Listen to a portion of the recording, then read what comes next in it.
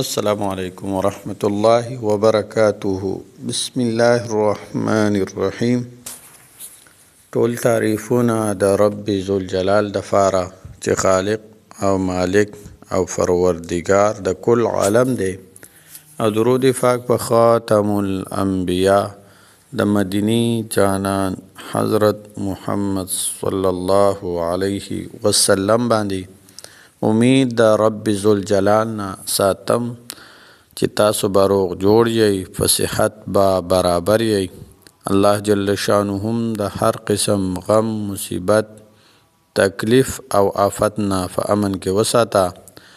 الله جل شانه هم هر حاجت، شرعي حاجت، ضرورت د خپل خزانو د غیب نه پوره کړه، او الله جل شانه هم هر مشکل آسان کړه. عزتمندو محترمو، ما ستاسو د پاره نن وظیفه راوړې ده د لا حول ولا قوة الا بالله. هغې وظیفه ده، وظیفه د څه د پاره ده؟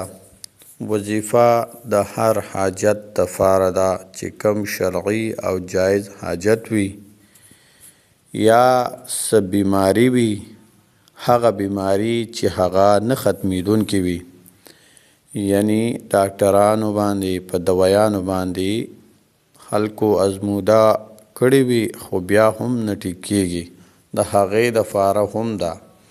او څه مشکلات وي د هغې د پاره هم دا څه رکاوټونه وي ستاسو په کارونو کې، په حاجاتو کې، په مشکلاتو کې څومره رکاوټونه وي، د هغې د پاره هم دا ډیره مجربه وظیفه ده او ډیره اسانه وظیفه ده. او د وظیفې تعلق د جمعې په شپه، یعنی د جمعې د شپې سره دی. یعنی دا وظیفه خاص ده د جمعې د شپې سره. د ماښام د نور پریوتو نه واخله تر د سبا ختلو پورې، یعنی د زیارت په ورځ چې کله نور پریوځي د ماښام نه وروستو، او د سحر د جمعې د سحر د صباح کېدلو پورې دا وظیفه تاسو کولی شئ، هر ټیم یې کولی شئ. دغه شپه باندې هر ټیم تاسو ته میلاو شي، ماښام کولی شئ، ماسخوتن نه پس هر ټیم تاسو ته میلاو شي، کولی شئ. او ډېره اسانه، طاقتوره او خاص وظیفه ده. راځو وظیفې طرف ته. وظیفه به په څه طریقه باندې کول وي، ترتیب یې څنګه دی؟ د وظیفه اول به بسم الله الرحمن الرحیم وایي، او د وظیفې نه مخکې به 2 رکعاته نفل وکړئ. بیا به 11 ځله درود پاک په نبی علیه الصلاة والسلام باندې ووایئ.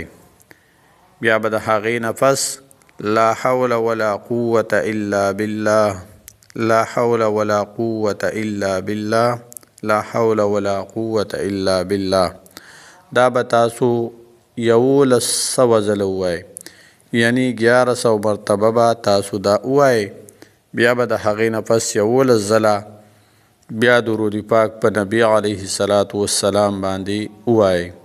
بیا به د هغې نه پس د الله جل شانه نه په یکسویۍ کې، په تنهایۍ کې، د زړه په توجه سره او په آه مزار سره به د الله جل شانه نه د خپل مشکلاتو د حل کېدو، د حاجاتو د پوره کېدو او د مقصدونو د پوره کېدو دعاګانې وغواړئ. الله جل شانه به ضرور ستاسو حاجت هم پوره کوي، ستاسو مقاصد هم پوره کوي.